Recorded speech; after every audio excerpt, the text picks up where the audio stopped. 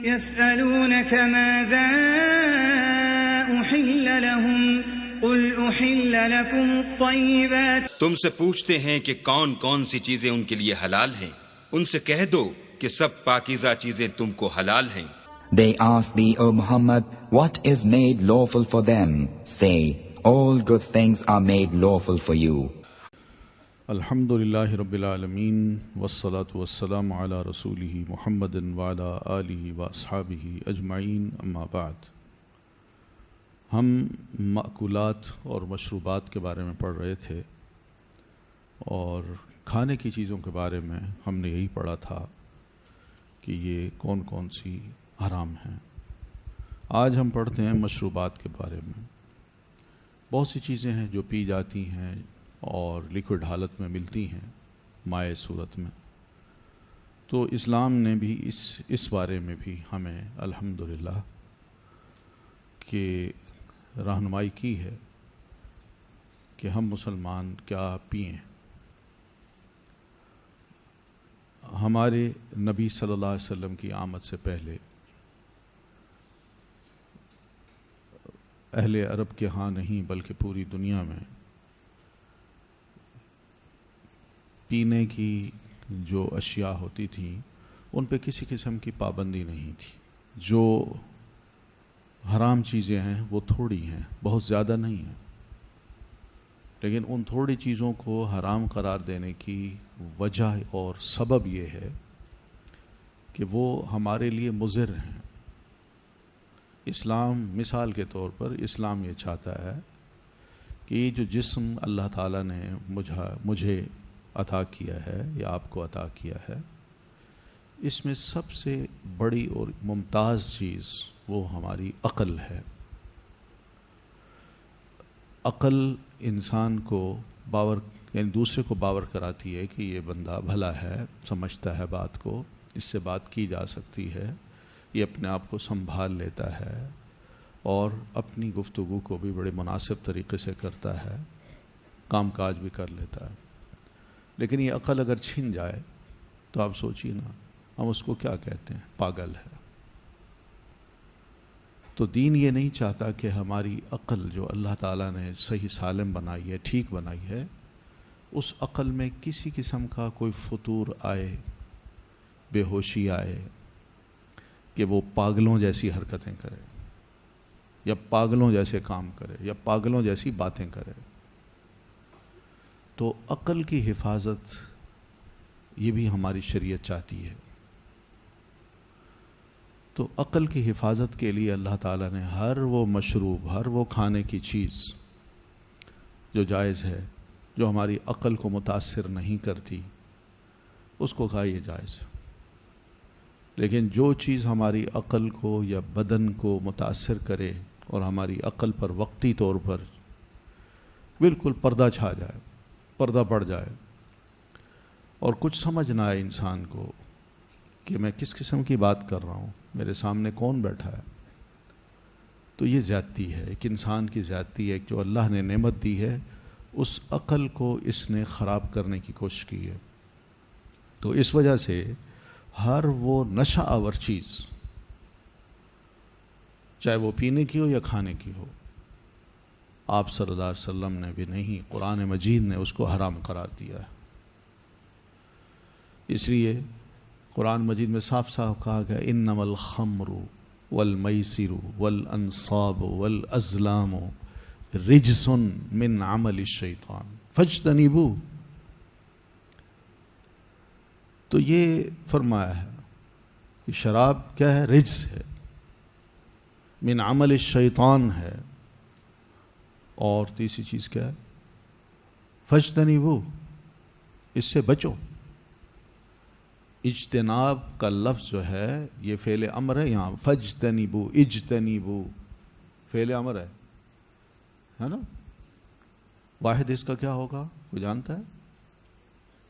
اجتنب، اجتنب، اجتنبا، اجتنبوہ. تو بچو، امر ہے. اللہ تعالیٰ جب کسی حکم کو دیتا ہے نا کہ یہ کرو یا یہ نہ کرو، تو اس کا کرنا فرض ہو جاتا ہے اور اس سے بچنا بھی فرض ہو جاتا ہے. اگر ہم نہیں بچیں گے تو اس کا مطلب ہے کہ ہم کھل کے اللہ کے حکم کی نافرمانی کر رہے ہیں. اور کچھ علماء نے تو یہ تک کہا ہے کہ جو کھل کے اللہ کی نافرمانی کرے گا تو کفر ہے.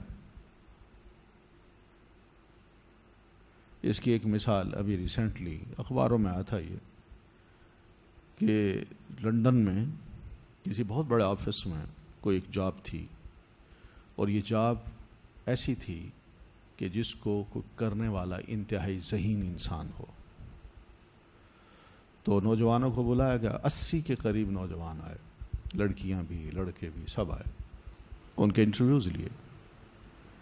انٹرویو میں ایک چھوٹی سی بات یہ تھی، بڑے ہنس کے نا بڑے ریلیکس ہو کے یہ سوال کرنے والے سوال کر رہے تھے، یہ بتاؤ شراب کون سی پیتے ہو؟ تم شراب کون سی پیتی ہو؟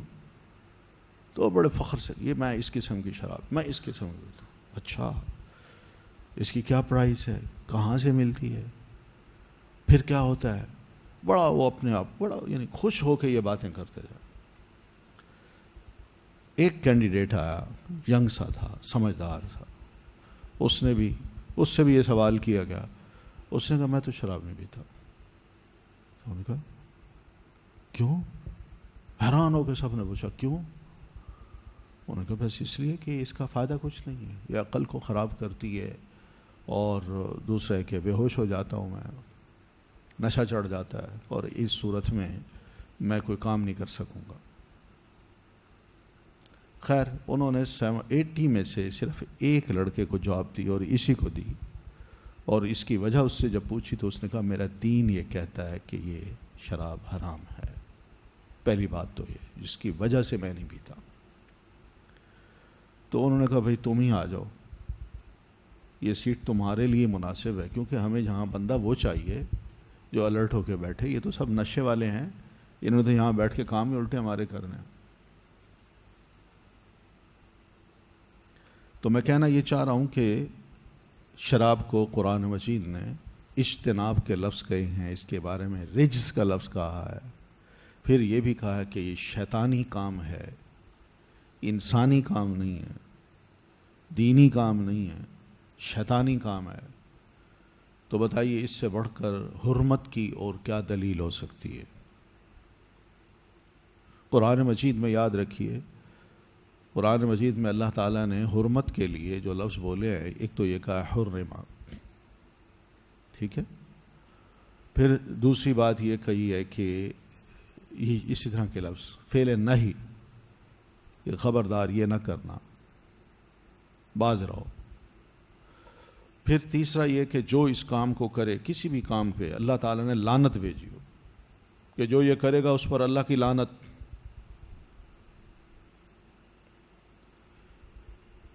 تو یہ انداز ہیں قرآن مجید کے. ضروری نہیں ہے کہ حرام کا لفظ ہو تو ہم اس کو حرام سمجھیں، اور جہاں یہ حرام کا لفظ نہ ہو وہاں ہم یہ کہیں نہیں جی اس کا مطلب تو کہاں لکھا ہے حرام، قرآن مجید میں حرام کہاں لکھا ہوا؟ یہ بات نہیں ہے. قرآن مجید اس طرح کی جو بات کرتے ہیں نا، ان کو عربی زبان کا علم ہی نہیں ہے، وہ قرآن مجید کی زبان کو سمجھتے ہی نہیں، اور اپنے جواز کی جو صورتیں ہیں وہ نکال لیتے ہیں، جو ہم کر رہے ہیں وہ ٹھیک ہے. تو قرآن مجید میں یہ کہاں لکھا ہے کتا حرام ہے، گدھا حرام ہے؟ تو آپ اگر لوگ اتنے فلیکسیبل ہیں تو قرآن مجید میں یہ چیزیں نہیں ہیں، پھر یہ بھی کھایا کریں. وہ پیچھے مصلحت یہی ہے بھائی، کتا جو ہے نا ایک چیرنے پھاڑنے والا نجس ایک جانور ہے جس سے ہم مسلمانوں کو بچایا گیا ہے. ورنہ اگر یہ نہ بچایا جاتا تو شاید ہماری زبان کے انداز، ہماری زبان بھی مختلف ہوتی. حقیقت ہے، یعنی اس میں یہ بھوں بھوں کی آواز آتی، ہماری حرکتیں بھی ایسی ہوتی. تو اللہ تعالیٰ نے ان تمام چیزوں کو اس لیے حرام کیا ہے کہ اس کے پیچھے بہت بڑی مصلحت ہے. تو بہرحال ہم سب جانتے ہیں کہ شراب کے کتنے نقصان ہیں، اور اس کا نقصان ہمارے دین پر نہیں ہمارے دنیا پر بھی پڑتا ہے. ایک خاندان میں اگر کوئی فرد شراب کو پینا شروع کر دے تو پھر سوچئے اس خاندان کے اندر کتنی خرابیاں پیدا ہوتی ہیں۔ اور پھر دوسری بات یہ ہے کہ ایسی قوم اور ایسا معاشرہ جس میں شراب عام ہو جائے، وہ مادی طور پر بھی، روحانی طور پر بھی اور اخلاقی طور پر بھی تباہ ہو جاتا ہے۔ حقیقت ہے،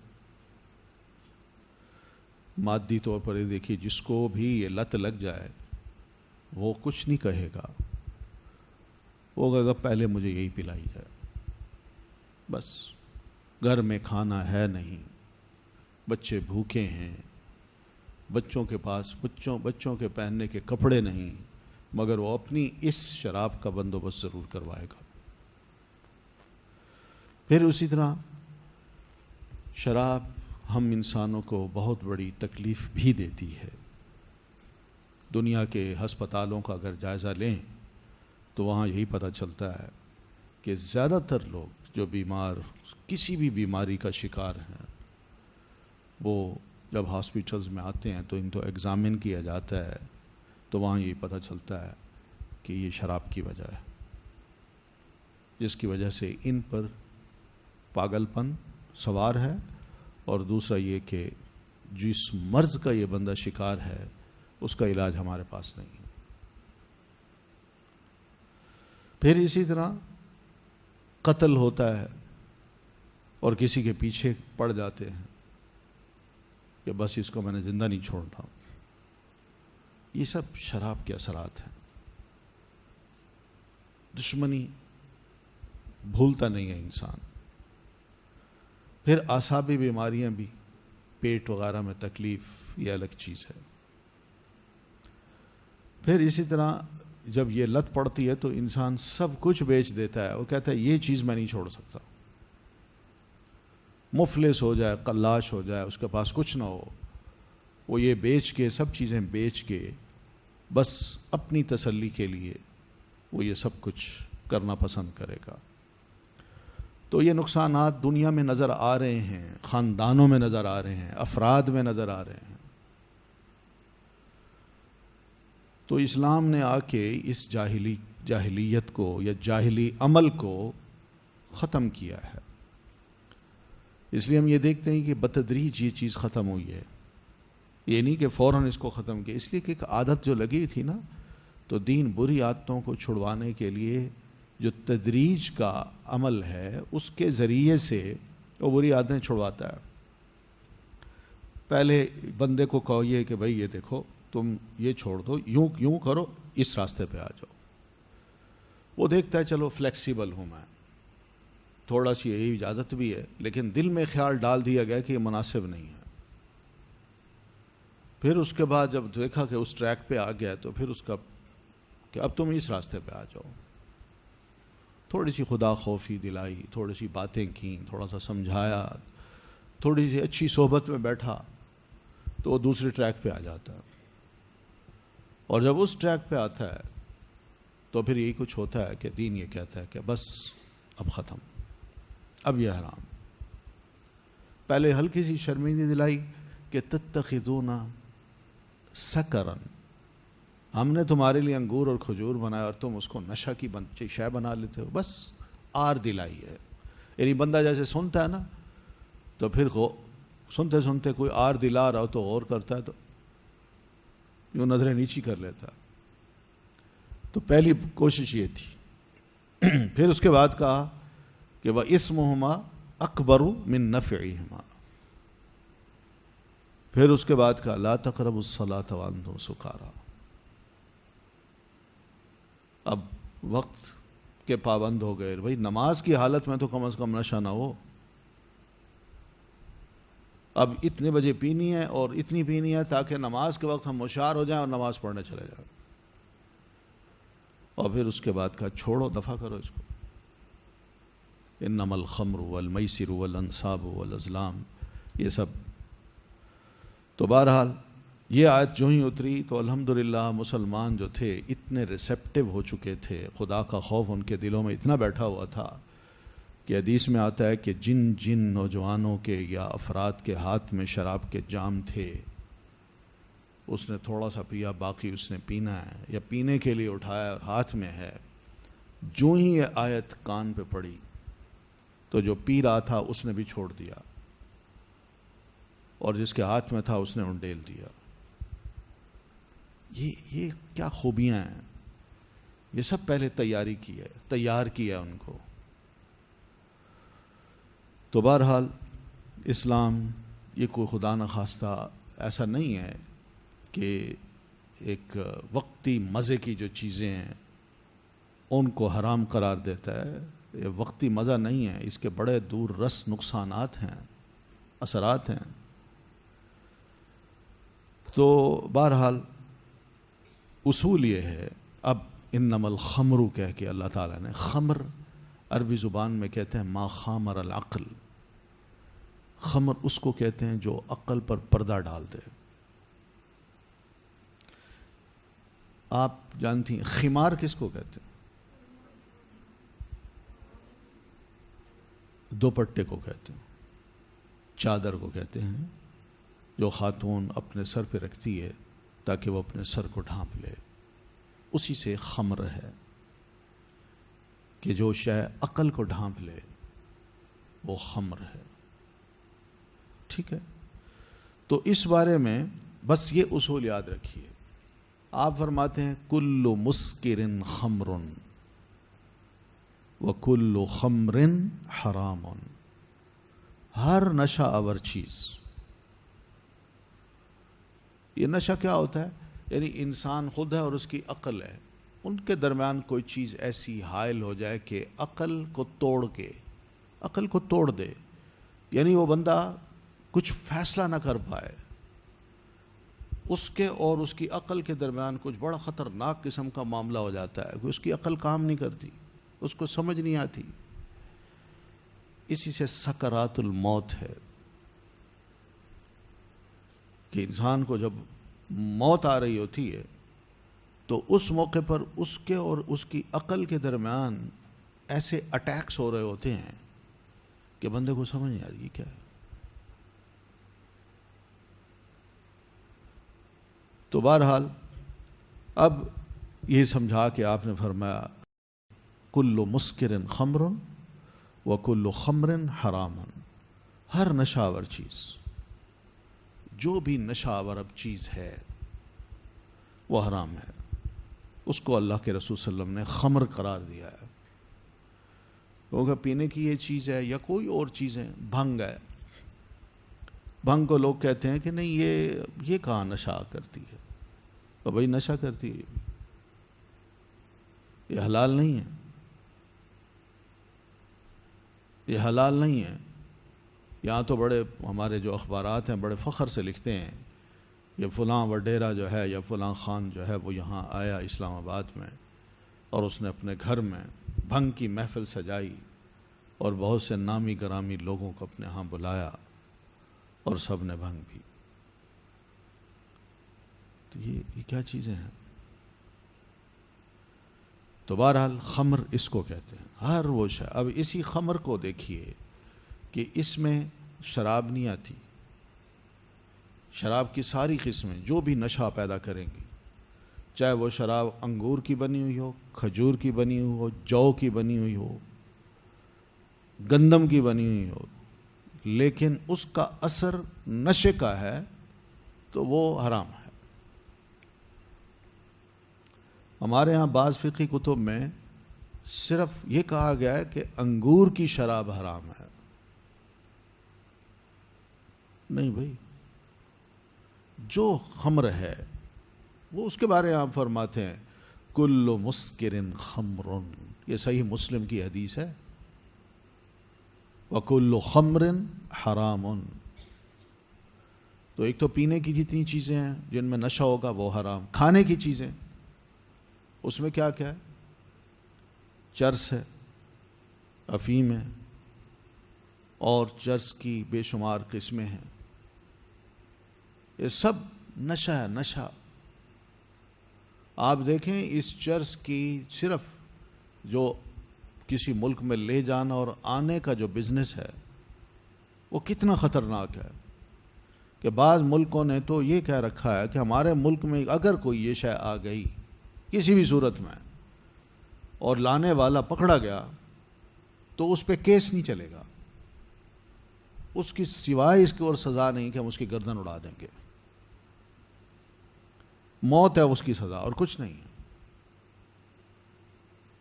اور بعض ملکوں نے اس کی سزا عمر قید رکھی ہے. یہ بظاہر یوں ہی کہتے ہیں، لیکن یہ پورا گینگ جو ہوتا ہے نا، پھر اس کو جب پکڑتے ہیں اور دیکھتے ہیں کہ ان کے نقصانات ہمارے ملک کو زیادہ پڑ رہے ہیں، لا اجازت نہیں دیتا، تو ان کو دوڑا کے پیچھے گولیاں مار کے ختم کر دیتے ہیں. لوگوں کو ہوا نہیں لگتی وہ کہاں ہیں، وہ کہتے ہیں گم ہو گئے ہیں، کہیں چلے گئے ہوں گے. اتنی خطرناک چیز ہے یہ. اور پھر جو پیسہ ہے وہ جو ناجائز طریقے سے جب لوگوں کے ہاتھوں میں آتا ہے تو آپ سوچیں اس پیسے سے کتنے جرائم ہو سکتے ہیں. لوگوں کو خریدا جا سکتا ہے، لوگوں کو کہا جا سکتا ہے کہ یہ پیسہ ہے ہم تمہیں دیں گے، تم اس کی بنیاد پہ یہ کام کرو. تو بہرحال نشہ آور چیز جو بھی ہے وہ حرام ہے. ٹھیک ہے، کھانے کی چیز ہو، پینے کی چیز ہو.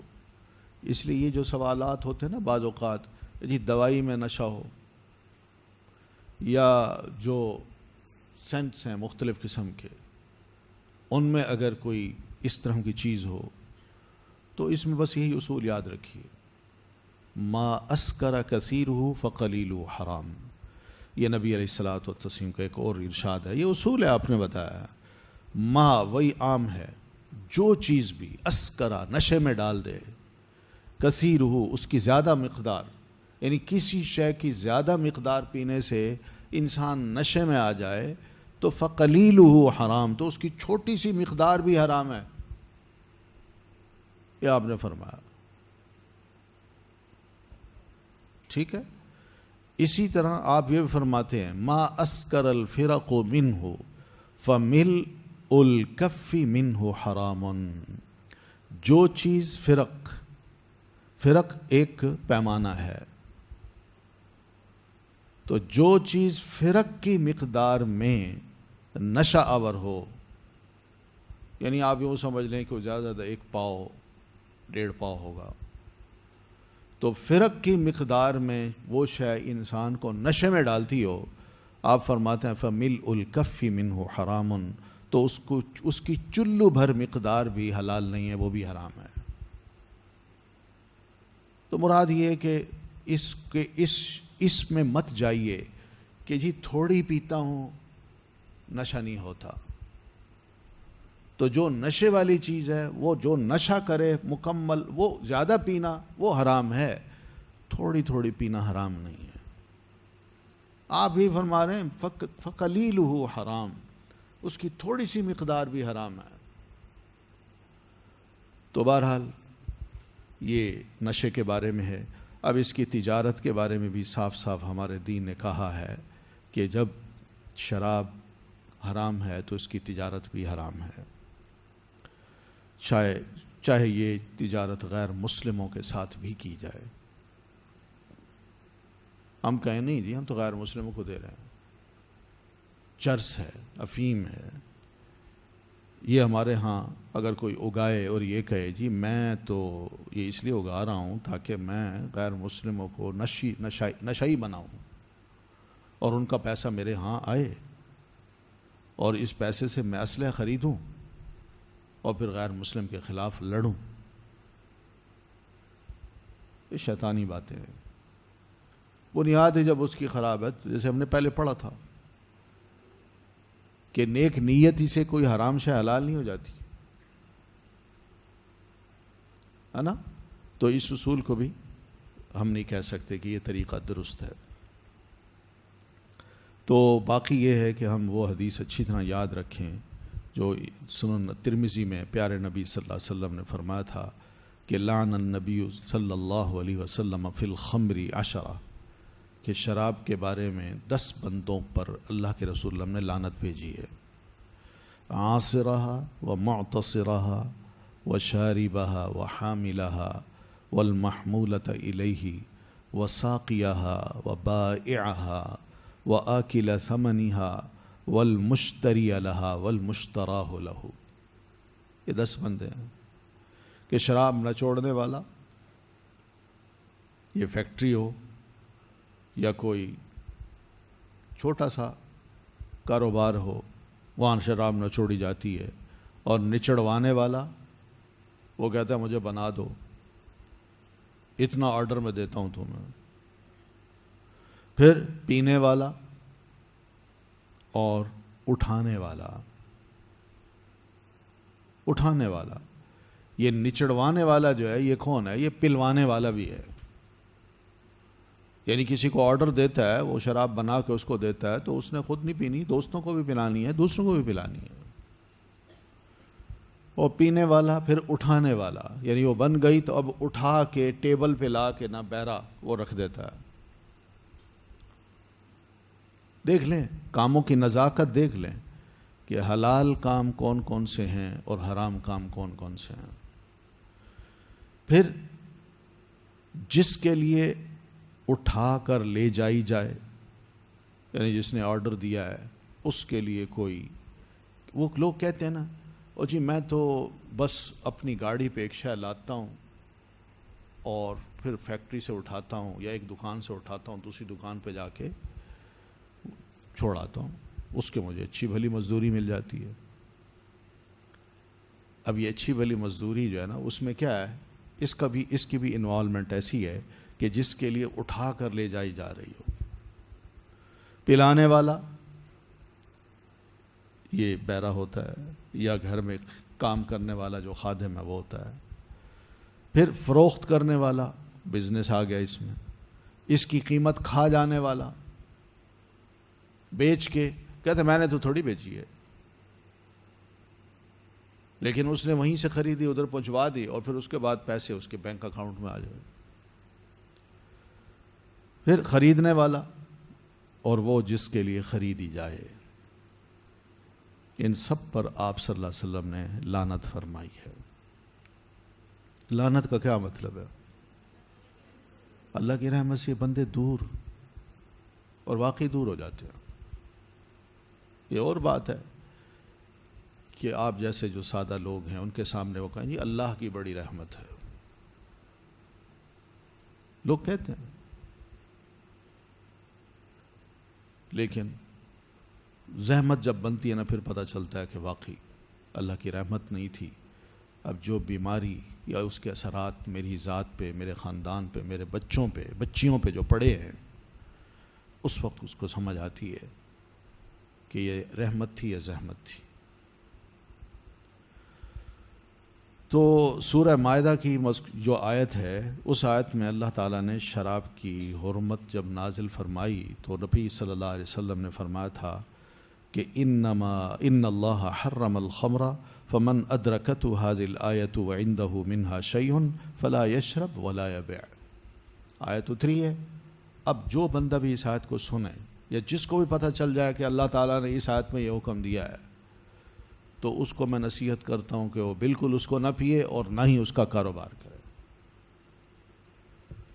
تو یہ آپ صلی اللہ علیہ وسلم نے فرمایا ہے۔ پھر اسی طرح غیر مسلم کو کیا شراب کا ہدیہ دیا جا سکتا ہے؟ کرسمس آتی ہے نا، کرسمس، تو ہمارے لوگ کیا کرتے ہیں، اب غیر مسلم کو کیا کہیں، ہمارے ملک میں غیر مسلم شراب بنا کے مسلمانوں کو پلاتے ہیں اور مسلمان خریدتے ہیں ان سے، مسلمانوں کے گھروں میں پہنچائی جاتی ہے۔ پھر اس کے ساتھ ساتھ یہ بھی ہے کہ گفٹ بھی پیش کیا جاتا ہے، دوست احباب کو گفٹ بھیجا جاتا ہے۔ باہر سے آتے ہیں تو اسی قسم کی چیزیں لے آتے ہیں، خود بھی رکھتے ہیں، دوسروں کو احباب کو بھی دیتے ہیں، گفٹ ہے جی۔ اور پھر باہر جاتے ہیں تو پھر وہاں پر تو ساری لمٹس توڑ دی جاتی ہیں نا، ان کو کراس کر لیا جاتا ہے۔ یہ سارے کام کیا ہیں؟ پھر جہازوں میں یہ سب چیزیں نشہ آور چیزیں جو ہیں، نشہ آور چیزیں، افیم ہے، چرس ہے، گانجا ہے، یہ اس کی مختلف قسمیں ہیں، وہ بھی بڑے مختلف طریقوں سے ان کی پیکنگ کر کے ان کو لے جاتے ہیں، پکڑے جاتے ہیں پھر۔ اور اخباروں میں، دنیا کے اخباروں میں آتا ہے جی پاکستان کا جو ایئر لائن ہے اس میں یہ چیز پکڑی گئی، اور اس میں عام بندہ نہیں، جو کرو ہے، کرو انہی کے لوگ ملوث تھے. کتنی بدنامی ہے، کیا عزت ملتی ہے. اگلے پابندیاں لگا دیتے ہیں کہ آپ کی یہاں آ ہی نہیں سکتی فلائٹ. تو یہ دینا دلانا تحفے، یہ لت ہی ایسی ہے کہ انسان کو عجیب و غریب قسم کے جرائم سکھاتی ہے یہ چیز. تو بہرحال یہ غیر مسلم کو تحفہ بھی نہیں دیا جا سکتا، نہ لیا جا سکتا ہے. نبی صلی اللہ علیہ وسلم نے صاف فرمایا کہ جب اللہ نے اس شراب کو حرام کر دیا ہے تو پھر حرام شے کا لینا دینا، تحفے میں لینا تحفے میں دینا، یہ بھی حرام ہے. ٹھیک ہے. پھر یہ بھی ہے کہ شراب کی جو مجلسیں ہیں اس کا بائیکاٹ کرنا ہم نے. بائیکاٹ سے مراد یہ کہ ایسی مجلس میں ہم نہیں جا سکتے جہاں حرام غیر شرعی کام ہو رہے ہوں اور کھلم کھلا ہو رہے ہوں، وہاں نہیں جا سکتے. آپ صلی اللہ علیہ وسلم فرماتے ہیں من کان یؤمن باللہ والیوم الآخر فلا یقعد علی مائدۃ تدار علیہا الخمر، کہ جو اللہ اور قیامت کے دن پر ایمان رکھتا ہے تو اس دسترخوان پر مت بیٹھے جس پر شراب کا دور چل رہا ہو. کھانے اور بھی ہیں لیکن وہاں شراب کا دور بھی چل رہا ہے بجائے پانی کے، وہاں مت بیٹھے. کیونکہ آج شریعت یہ کہہ رہی ہے حرام ہے، تو دور اس دسترخوان پہ بیٹھ کے وہ ایک حرام چیز کو دیکھے گا. ابتدا میں تو نفرت کرے گا، پھر برداشت کر لے گا، پھر اس کو کچھ نہیں سمجھے گا، اور پھر اس کے بعد وہ کہے گا ذرا میں بھی چکھ کے دیکھ لوں. یہ طریقہ ہے. دوسرے بھی کہتے ہیں یار اچھا نہیں لگتا، ہم سب پی رہے ہیں تو پیو تو صحیح، تھوڑی سی پی لو، زیادہ نہ پینا. یہ ہمارے جو فنکشن ہیں، بڑے بڑے جابز بھی لوگ کرتے ہیں، بڑی اچھی پوزیشن پہ ہوتے ہیں، بہترین دنیا کی کمپنی میں ہوتے ہیں، وہاں جاب لیکن اس کے ساتھ ان کے ہاں کوئی 2 مہینے بعد 3 مہینے بعد کوئی بڑا فنکشن ہوتا ہے اور ہر ایک کو کہتے ہیں بھئی آپ نے پہنچنا ہے. اور ایسے موقع پر وہ کہتے ہیں اگر نہ گئے تو یہ ہمیں نوکری سے فارغ کر دیں گے. حالانکہ ایسی بات نہیں ہوتی، ایسی بات نہیں ہوتی. لیکن جاتے ہیں لوگ، پھر وہاں انہی کے ساتھ کھڑے ہو کے شرابیں بھی پیتے ہیں، پھر مکسنگ بھی ہوتی ہے، اور بھی پتہ نہیں کیا کیا گند ہوتا ہے وہاں. یہ سارے کام ہوتے ہیں. تو ایک مسلمان اللہ کے رسول صلی اللہ علیہ وسلم کے ارشادات کو سن کے، اور خاص طور پر قرآن مجید کے ارشاد کو سن کے، سوال ہی پیدا نہیں ہوتا کہ وہ ان حرام چیزوں کے قریب جائے. وہ اپنے اسلام کی نمائندگی دوسروں کے سامنے یوں کرے گا کہ میرا دین اس چیز کو حلال نہیں کہتا، اس لیے میں اس محفل میں آنے سے معذور ہوں، میں نہیں آ سکتا. کیا نوکری سے نہیں نکالتے، بلکہ ایسے بندے کو اور زیادہ صاف ستھرا سمجھتے ہیں کہ بندہ کھرا ہے. اور جو نشہ نہیں کرتا، پھر اس کے کام کی جو نوعیت ہے وہ کتنی اچھی ہوگی.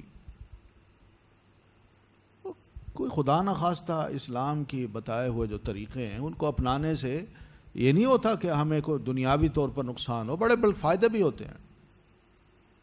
انسان کر کے تو دیکھے، دوسروں کو باور تو کرائے کہ بھئی میں مسلمان ہوں. لیکن جو ڈھیلا ڈھالا ہو اور ان چیزوں کی پرواہ شروع سے نہ کرتا ہو، تو پھر وہ یہ مسئلے مت پوچھے کہ جی ایسی محفل میں جا سکتا ہوں. یہ کو بتانے کی پوچھنے کی بات ہے، جائے.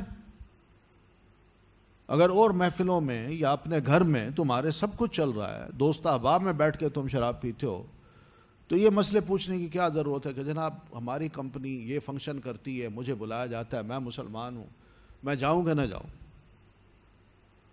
بھائی جب دین کا مسئلہ تمہیں پتہ ہے کہ حرام ہے تو ایسی محفل میں کیوں جاتے ہو؟ تو بہرحال پیارے نبی صلی اللہ علیہ وسلم نے یہ فرمایا. پھر بعض اوقات لوگ کہتے ہیں جی وہی کہ علاج کے لیے شراب یا نشے کا تھوڑا سا استعمال ہم کرتے ہیں اور یہی دوائی ہے، اس کے علاوہ کوئی اور دوائی نہیں ہے. آپ صلی اللہ علیہ وسلم نے کھل کے فرمایا، اور حکیم نہیں پوچھا تھا، آپ کے دور میں ایک ڈاکٹر نہیں پوچھا تھا. تو آپ نے فرمایا انہ لیس بدوا ولکنہ داء، اور بھئی یہ دوا نہیں ہے، یہ بیماری ہے۔ ان اللہ انزل الداء والدواء، اللہ نے جہاں بیماری اتاری ہے وہاں اس کی دوا بھی اتاری ہے۔ وجعل لکم داء دواء، اور اللہ تعالیٰ نے تمہارے لیے جو بیماری ہے اس کی دوا کا بھی علاج رکھا ہے۔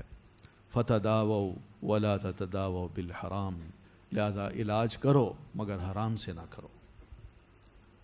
آپ نے منع فرمایا۔ پھر اسی طرح ایک بڑی اہم بات یہ کہ ان اللہ لم یجعل شفاءکم فیما حرم علیکم، جس چیز میں اللہ تعالیٰ نے حرام چیز رکھی ہے اس میں تمہارے لیے کوئی شفا نہیں رکھی، یعنی حرام میں شفا نہیں ہے۔ بس چاہے کوئی کیا کچھ کہے، اس میں سوال ہی پیدا نہیں ہوتا کہ شفا ہو، بلکہ اور ایک بیماری سے نجات ملے گی، 10 بیماریاں اور پڑ جائیں گی۔ تو علاج ہو اس کے لیے حرام چیز کا جواز کہیں نہیں نکلتا، بلکہ اللہ تعالیٰ نے حلال چیزوں میں بھی علاج رکھا ہے، شفا رکھی ہے۔ ٹھیک ہے، تو اس سے جتنا بھی انسان دور ہو سکے دور رہے، کسی کے کہنے سے متاثر نہ ہو، اور بڑا محتاط رہے کہ آپ کیا کر رہے ہیں، کیا کھلا رہے ہیں، اس میں کیا ہے۔ مریض خود محتاط ہو، مریض کے ارد گرد جو اس کے اپنے رشتہ دار ہیں وہ خود محتاط ہوں کہ بھئی یہ کیا کھلا رہے ہیں، یہ حلال ہے کیا حرام ہے۔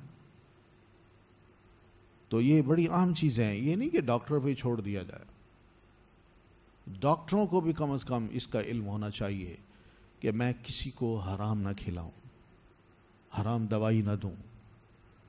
یہ خود سب سے بڑا گناہ گار ہوگا اگر وہ جانتا ہے کہ یہ حرام ہے اور مریض کو حرام کھلا کے اس کا علاج کرنا چاہتا ہے۔ مریض بعض اوقات ہوش میں نہیں ہوتے، مریض کو یہ خیال بھی نہیں ہوتا کہ کیا ہونا ہے، لیکن اس کو اتنا پتہ ہے میرا علاج کر، میں تکلیف میں ہوں، کوئی علاج ہو جائے۔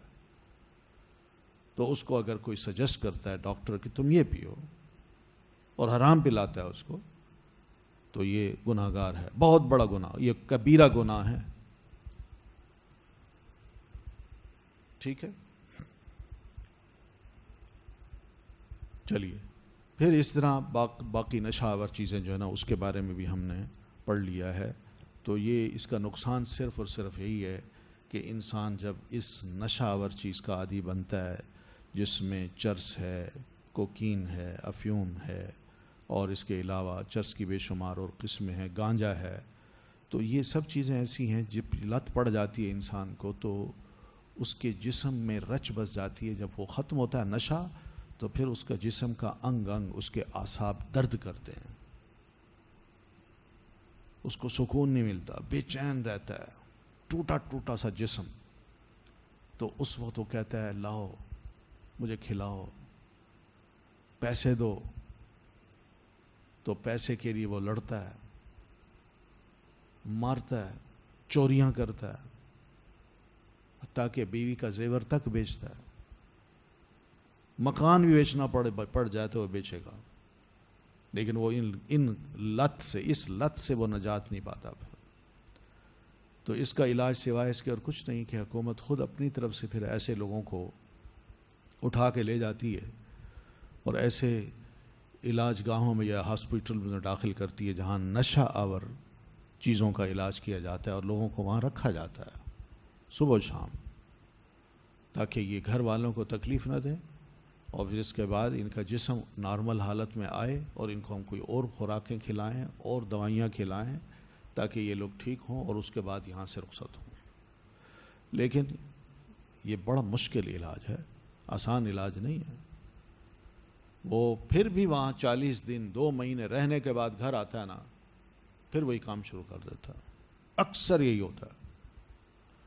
تو بہرحال یہ خبیث اور نقصان دہ چیزیں ہیں، صحت کے اعتبار سے بھی بڑی نقصان دہ ہیں۔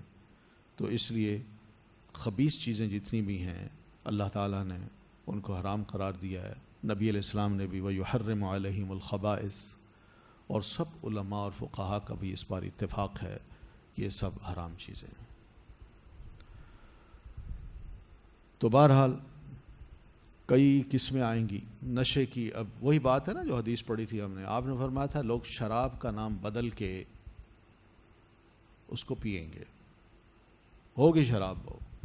اسی طرح اب شراب کو، نشے کو عجیب و غریب قسم کے نام دے دیے گئے ہیں اور مختلف طریقے اپنا لیے گئے ہیں کہ جس سے پتہ چلے کہ ہم کھا رہے ہیں، پی رہے ہیں، لیکن وہ چیز نہیں ہے جو پی جا رہی ہے، جس کو عام پبلک سمجھتی ہے۔ ٹھیک ہے، چلیے پھر واقعی اخلاقی طور پر اگر اس کا دیکھا جائے تو پہلی بات تو یہ ہے کہ یہ جسم ہمارے پاس امانت ہے۔ دین نے منع کیا ہے کہ ہم اپنے جسم کی جو امانت ہے اس میں کسی قسم کی خیانت کریں، اس کو نقصان پہنچائیں۔ تو اس لیے یہ بھی فرمایا لا تقتلوا انفسکم، تم اپنے آپ کو مت مارو، یہ مارنے والی بات ہے نا۔ ولا تلقوا بأیدیکم الی التہلکہ، ٹھیک ہے، اور یہ بھی ہے لا ضرر ولا ضرار، نہ ضرر پہنچاؤ اور نہ ہی ضرر اٹھاؤ، یہ بھی ایک اصول ہے، نہ کسی کو تکلیف دو اور نہ تکلیف اٹھاؤ، بڑا اہم اصول ہے۔ تو اپنے آپ کو ہم تکلیف ہی دیتے ہیں نا، پھر یہ تکلیفیں اٹھاتے ہیں، دوسروں کو بھی کہتے ہیں کہ لائی جی میری یہ ریکوائرمنٹ ہے پوری کیجیے۔ اب اسی ضمن میں آپ یہ بھی دیکھ لیں کہ خبیث چیزوں میں خاص طور پر جو تمباکو ہے، سگریٹ ہے، اسی طرح اور کیا ہے،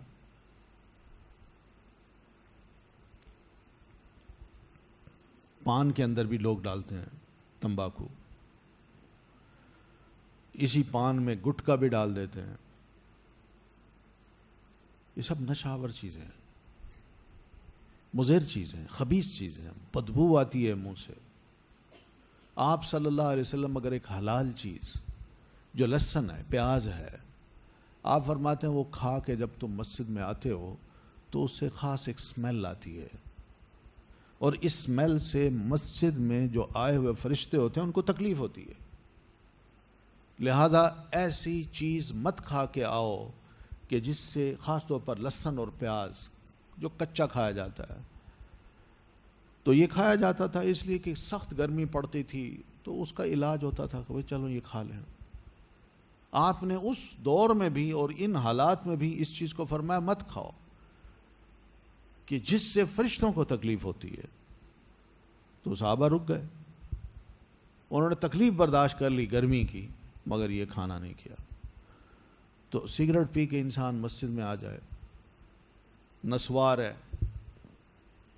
وہ تمباکو کو کوئی اس طرح پیس کے اس کے اندر کچھ اور چیزیں ڈال کے وہ بنا دیتے ہیں، وہ چھوٹی سی پلاسٹک کا چھوٹا سا لفافہ ہوتا ہے، وہ اس میں ڈال کے بیچتے ہیں، وہ لوگ لے لیتے ہیں، اپنی جیب میں رکھ لیتے ہیں۔ یعنی آپ دیکھیے اس کی قدر دیکھیے، یہی لوگ جب مسجد میں جاتے ہیں نا تو اسی نسوار کو نکال کے اپنے بوٹ کے اندر رکھ دیتے ہیں، اور جب مسجد سے باہر نکلتے ہیں تو بوٹ سے نکال کے یہاں رکھتے ہیں، پہلے منہ میں ڈالتے ہیں پھر جاتے ہیں۔ یعنی سوچیے، یعنی خود ان کی نظر میں بھی اس کی کوئی ویلیو نہیں ہے، سمجھتے ہیں کہ غلط چیز ہے، مگر اس کے باوجود بھی۔ اس طرح دیکھیے کسی کا سوال آیا کہ کوئی صاحب ہیں وہاں پہ باہر، انہوں نے کوئی دکان کھول رکھی، یہ دکان پہ کام کرتے ہیں، وہاں شراب بھی بکتی ہے، اور پھر اپنی انکم کو یہاں بھیجتے ہیں، بیوی بچوں کو لیے پیسے بھیجتے ہیں، وہ کھاتے ہیں۔ جب گھر والے کہتے ہیں ہم نے حج کرنا ہے تو جواب میں کہتے ہیں یہ تو حرام کا پیسہ ہے۔ یہ حالات ہیں ہمارے۔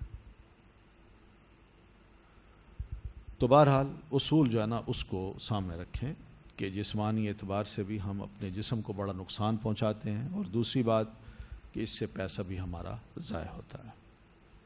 یہ دونوں چیزیں امانت ہیں، اللہ نے پوچھنا ہے۔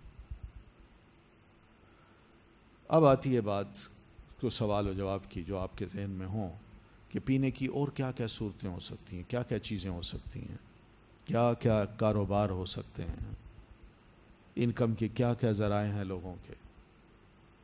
تو یہ سب چیزیں بہرحال آپ ذرا آپس میں ڈسکشن کر لیں یا مجھ سے سوال کر لیں تو اس کا انشاءاللہ باتیں مزید کھلیں گی.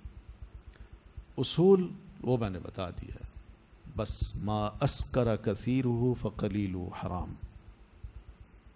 کوئی بھی شے ہو، چاہے پینے کی ہو کھانے کی ہو، اس میں نشہ ہو، اگر وہ نشہ آور چیز بڑی مقدار میں بندے پر نشہ طاری کرتی ہے تو اس کی چھوٹی سی مقدار بھی حرام ہے. چھوٹی سی مقدار. ٹھیک ہے، چلیے.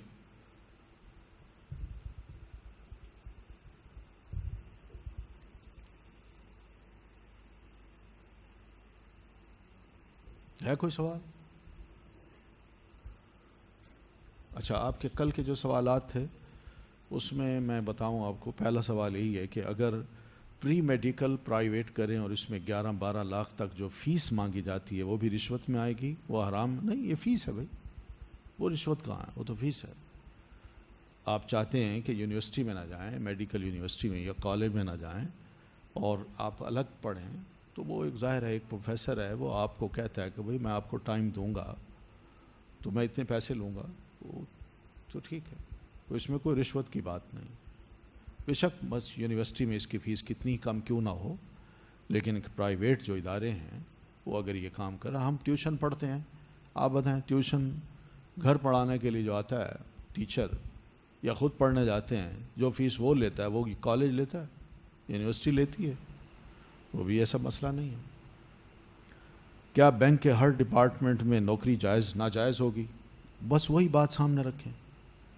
جیسے نشے میں آپ صلی اللہ علیہ وسلم نے فرمایا 10 بندے انوالو ہوتے ہیں، ایسے سود میں بھی جتنے بندے انوالو ہوں گے جس ذریعے سے بھی، وہ بہرحال ٹھیک نہیں ہوگا.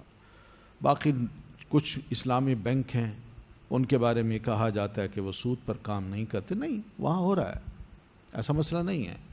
انہوں نے بڑی نیک نیتی کے ساتھ یہ اسلامی بینک شروع کیے تھے کہ ہم چاہیں گے کہ لوگوں کو سود سے نکال کے ان کو کچھ حلال آپشن جو ہے نا ان کو بتائیں اور ان کا پیسہ لے کے اس کو بزنس پہ لگائیں.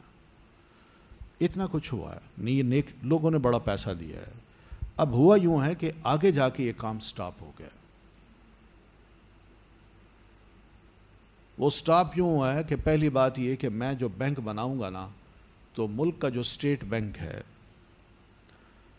وہ کس کے ساتھ جڑا ہوا ہے؟ ورلڈ بینک کے ساتھ. اور ورلڈ بینک کے جو اصول اور قاعدے ہیں، پرنسپلز ہیں، وہ اپنے امپلیمنٹ کراتا ہے.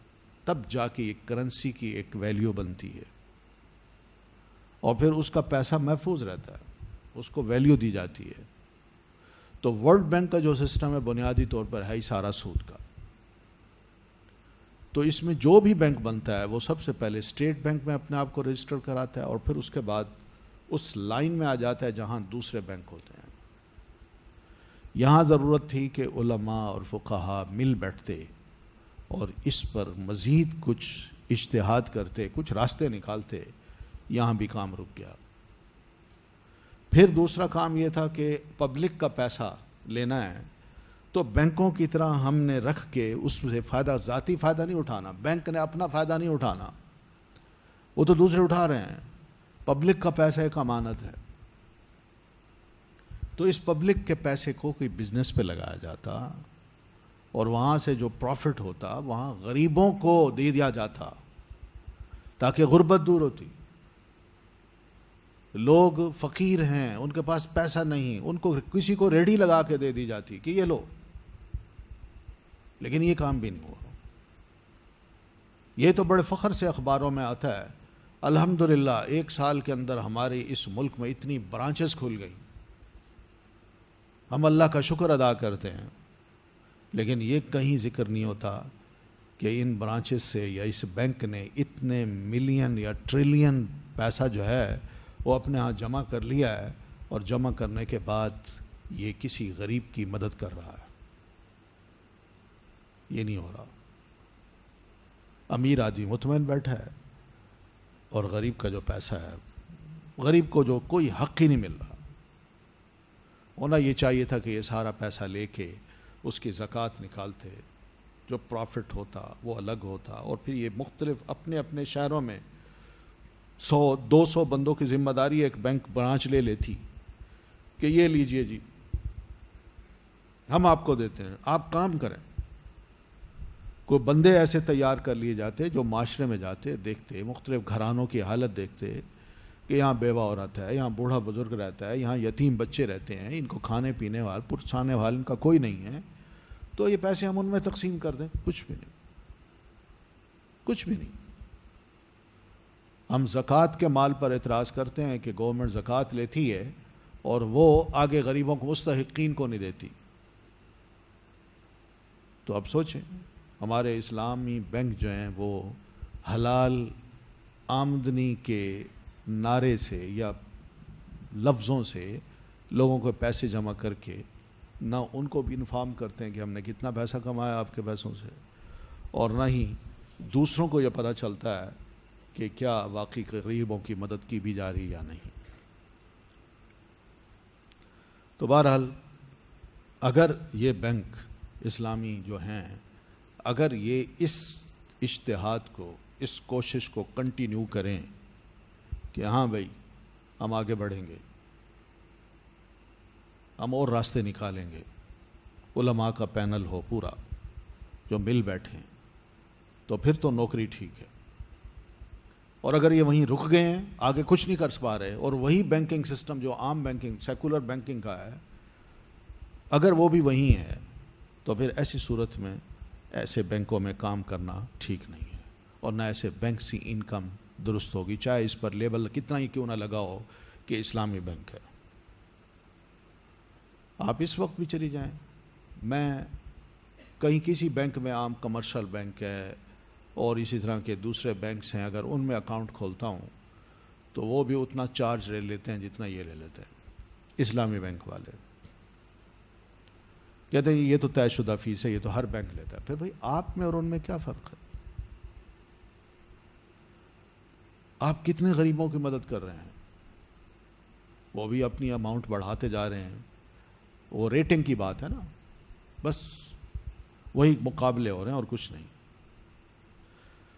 ایسا بینک جس میں سود پر لون نہ دیا جاتا ہو، وہاں سے لون لینا جائز ہے، ٹھیک ہے، بالکل آپ ضرور لیں،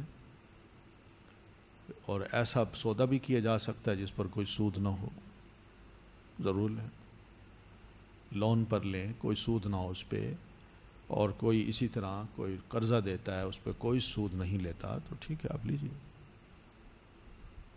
ٹھیک ہے۔ بس اتنا یاد رکھیں کہ بہت سے کام ایسے ہوتے ہیں جس کا ہمیں علم نہیں ہوتا،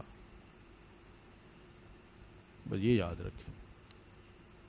ابھی وہ کہتے ہیں جی آپ لون لے لیں،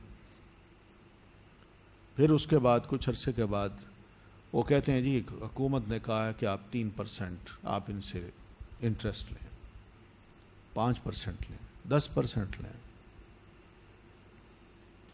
وہ سلسلہ وہی شروع ہو جاتا ہے۔ کوئی ایسا نہیں ہے کہ بھئی یہ اب دیکھیں میں آپ کو بتاؤں، جو اسلامی بینک ہے ہمارے، اگر آپ ان سے کہنا جی میں نے ایک مکان خریدنا ہے یا گاڑی لینی ہے، تو وہ کہتے ہیں ہاں لیجیے، ہمارے یہ اصول ہیں، فقہاء کرام یہ فرماتے ہیں، اللہ کے رسول کا یہ ارشاد ہے، یہ ہے، وہ سب کچھ کہہ کے نا آپ بڑے متاثر ہوں گے، ہاں بھائی بات صحیح ہے، لے لیا آپ نے لون، گاڑی لے لی۔ اب وہ جو انہوں نے فارم تیار کر رکھے ہوتے ہیں نا، ان فارمز میں بہت سی ایسی باتیں ہوتی ہیں جو آپ گہرائی سے پڑھتے ہیں، اور لیکن ایک جگہ آتی ہے کہ جہاں یہ لکھا ہوتا ہے کہ آپ نے یہ انسٹالمنٹس جو ہے نا ہر مہینہ پابندی کے ساتھ جمع کرانی ہے،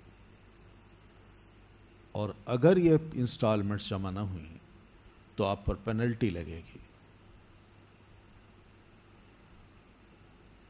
تو وہ جو ہی آپ نے وقت پہ جمع نہ کرائی، آپ کو ہفتے کے اندر اندر لیٹر آ جائے گا کہ جی اتنی پینلٹی کے ساتھ جمع کرنا۔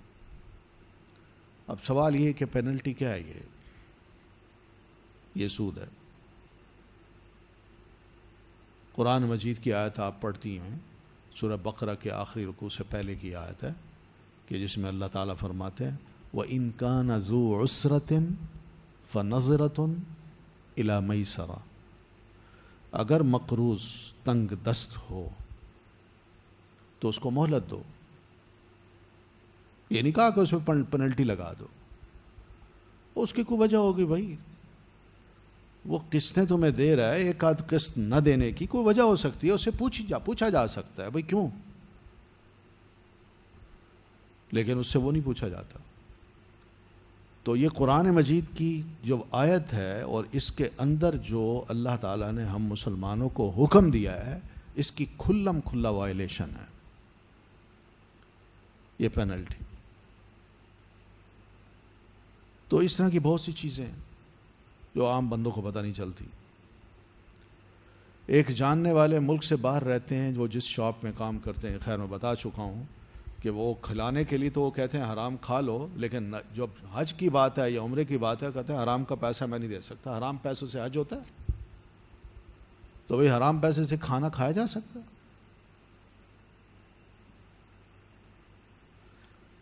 موبائل فون میں ایڈوانس لینے کی بات ہوئی تھی کہ وہ سود میں آتا ہے. میرے خیال ہے ہم نے کی یہ بات تو نہیں کی تھی.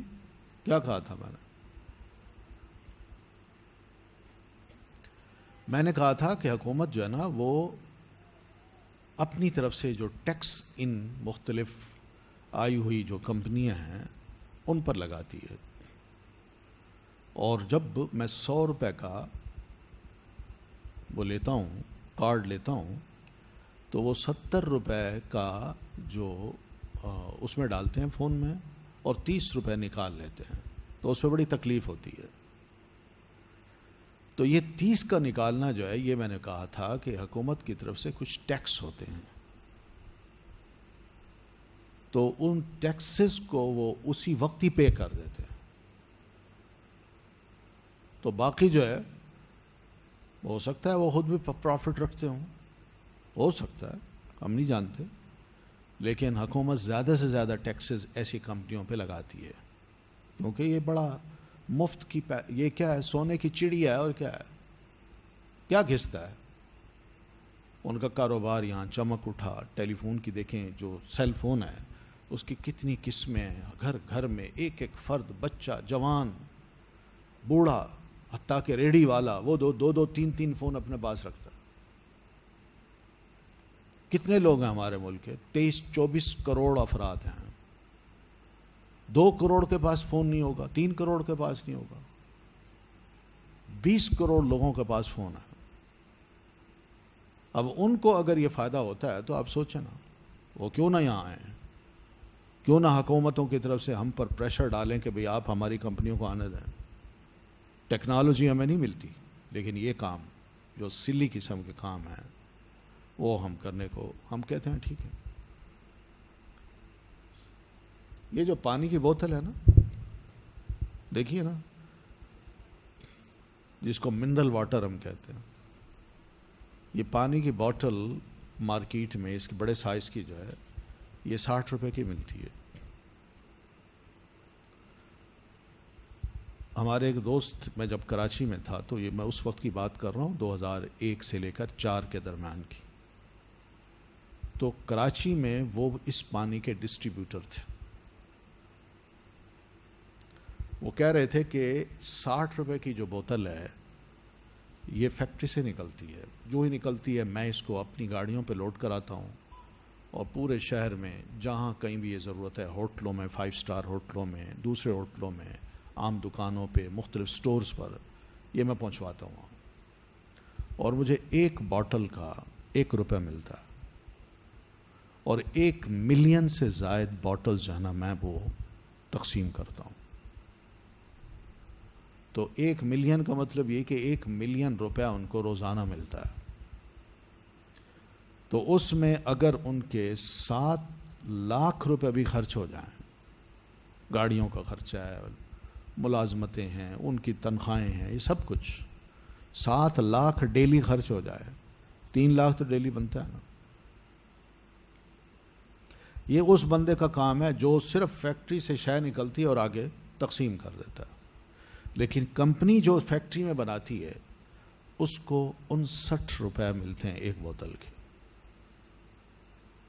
اور ایک بوتل جو پلاسٹک کی بنتی ہے اور بلک میں بنے کسی بھی فیکٹری میں، آپ اندازہ کریں اس پہ کتنا پلاسٹک خرچ ہوگا؟ 1 روپیہ، 2 روپے. پھر اس کے بعد اس پہ لیبل جو لگتا ہے وہ 4 آنے کا بھی نہیں ہے.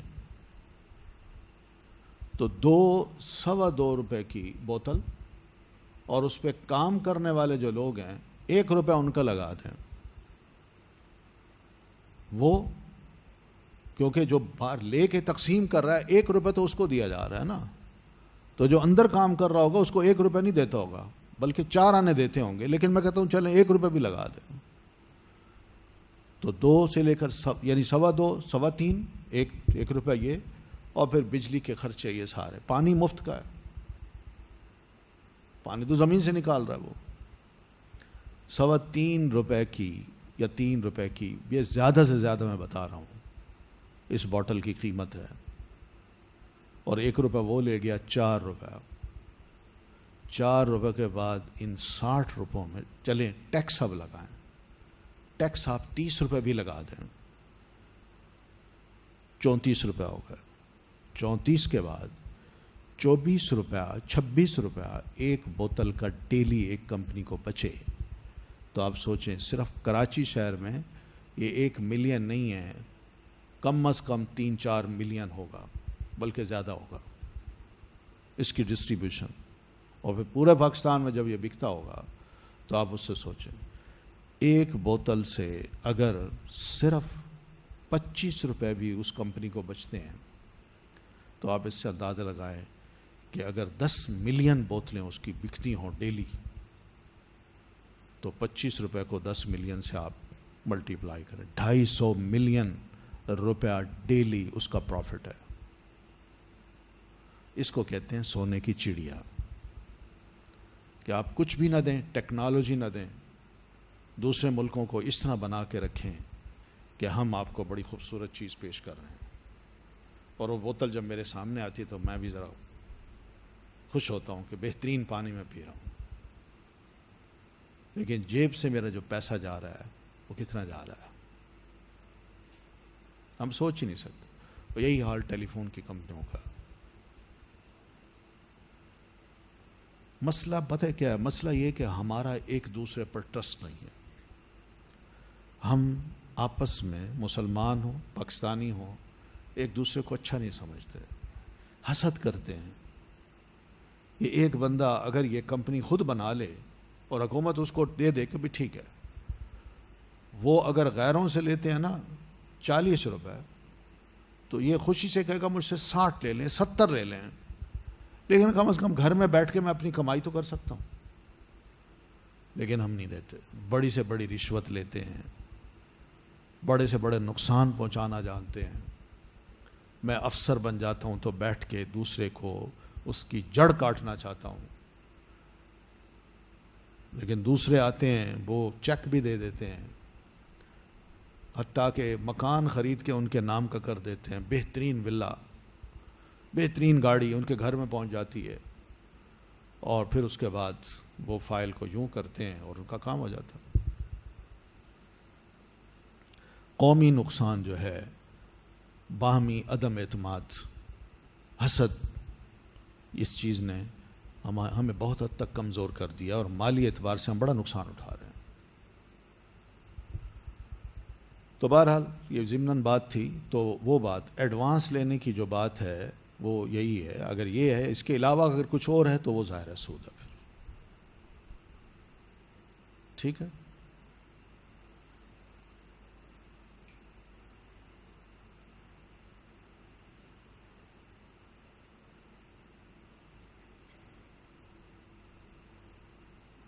باقی یہ خیر یہ چھوٹی چھوٹی باتیں ہیں.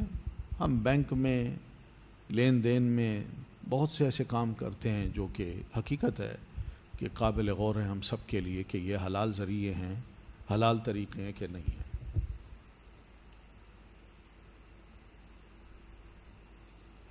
کیا تمام سمندری مخلوق کھانا حلال ہے؟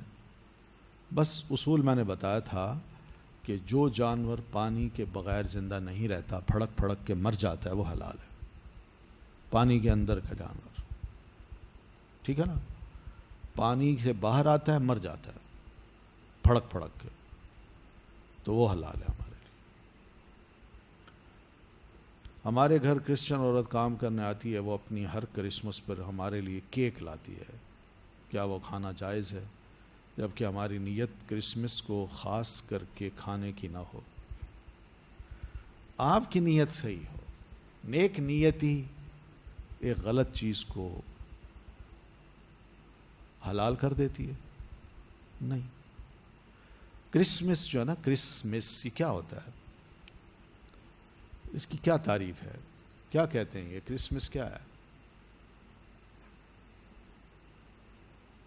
بخیر یوم پیدائش ہے، سیدنا عیسیٰ علیہ السلام کا یوم پیدائش ہے، یہ معنی اس کا کرسمس کا؟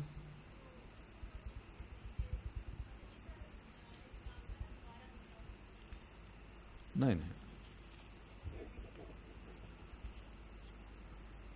یہی تو کنفیوژن ہے نا۔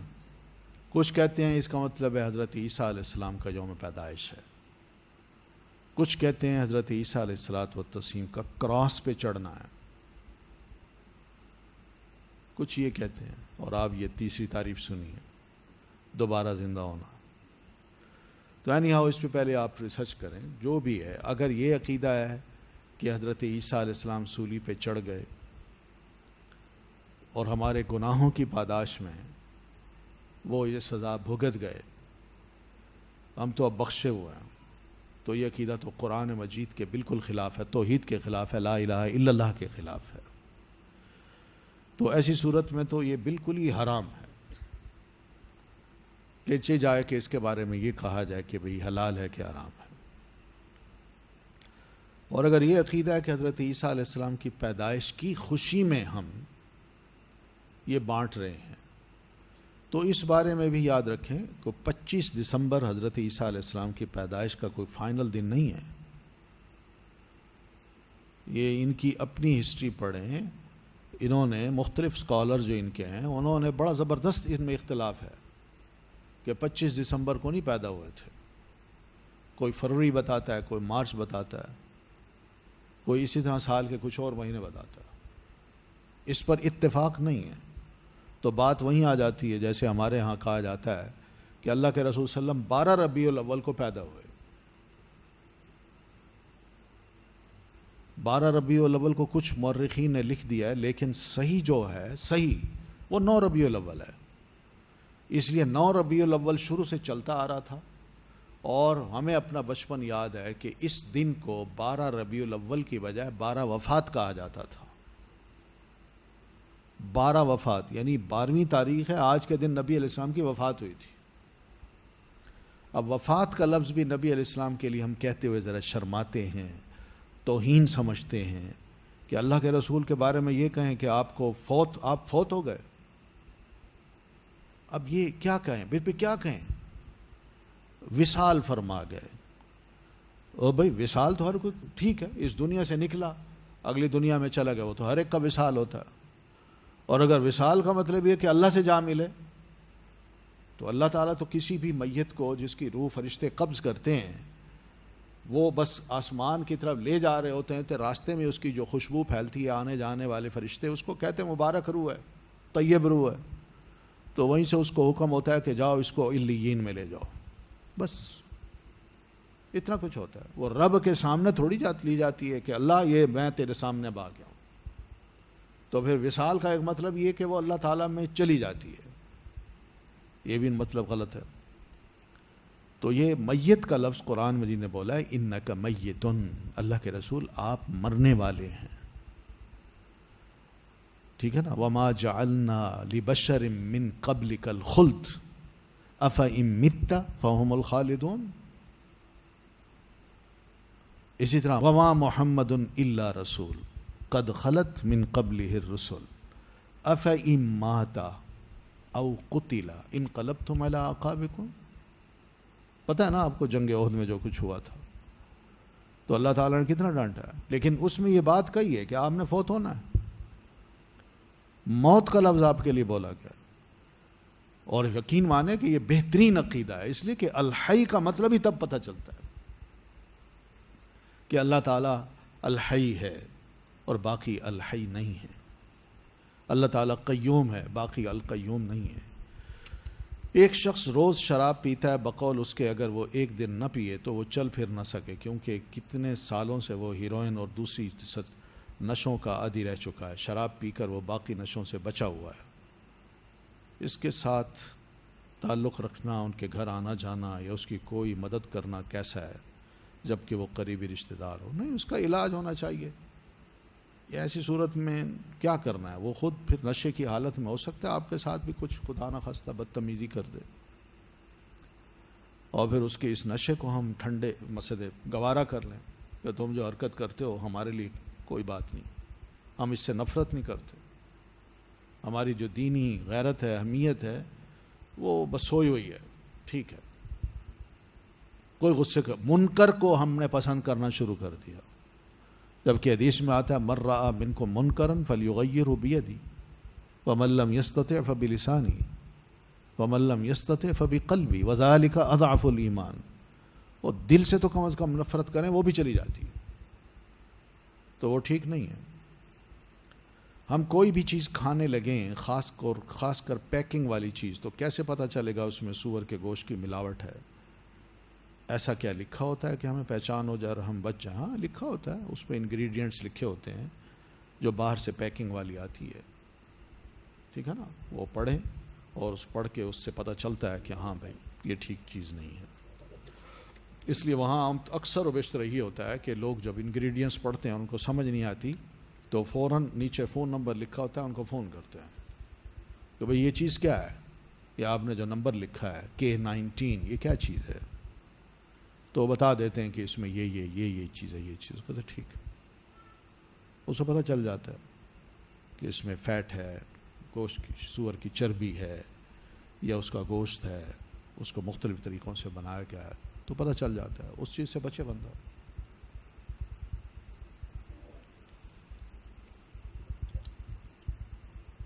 ٹھیک ہے، چلیں.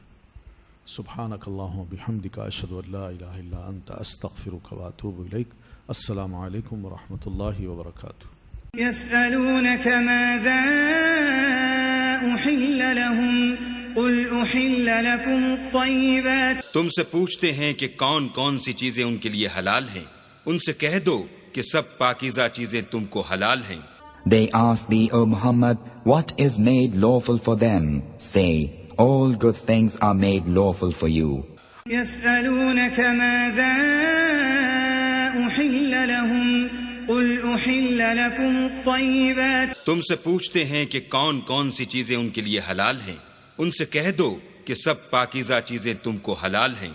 They ask thee, O Muhammad, what is made lawful for them? Say, all good things are made lawful for you.